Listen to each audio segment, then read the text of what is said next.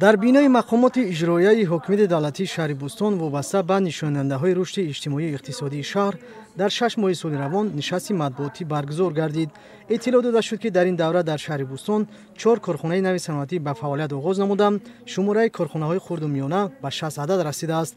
حجم استحصال محصولات صنعتی در 6 ماه سال روان به 384.7 میلیون سومانی برابر گردیده. در کارخانه‌های شهر 60 نامگوی محصولات استحصال کرده می شود. به حالت 1 ایولی سال روان در شهر بوستون 5 لایحه سرمایه‌گذاری دولتی عملی گردیده است و در دایره آن 541,000 دلار کارها اجرا شده است. با استقبال جشن 35 سالگی استقلال دولتی در شهر بوستون بنیاد و تعمیر و نوسازی 223 انشاءات به نقشه گرفته شده. تا امروز قریب 180 انشاءات مورد استفاده قرار گرفته، نقشه بیش از 80% تامین شده است. گفته شد که با نظرداشت امکانات موجوده تا جشن 35 سالگی استقلال دولتی نقشه کارهای سازندگی تامین و انشاءات دیگر بنیاد و مورد استفاده قرار می‌گیرد. در نشست مطبوعاتی رئیس شهر بوستون وابسته به نشانده‌های ساحه‌های دیگر از جمله معارف و تندرستی، فرهنگ، جوانان و ورزش، رشد ساحه سیاحی و هنرمندی و دیگر سمت‌های مهم خوجگی خلق معلومات پیشنهاد نمود. در قسمت دوم نشست نمایندگان واسطه‌های اخبار عامه وابسته به مسائل صنعتی کنونی و تشکیل جایهای نوی کاری،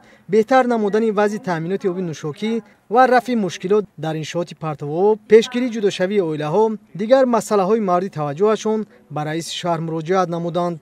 در فرجام نشست مطبوعاتی گفته شد که مقامات اجرایی حکومت دولتی شهر بوستون برای در عمل تطبیق نمودن سیاست سازنده حکومت مملکت نقشه‌های سازنده مقامات اجرایی حکومت دولتی ولایت سوخت با نمایندگان وسایط اخبار عامه من بعد هم همکاری زیج را براه می‌ماند.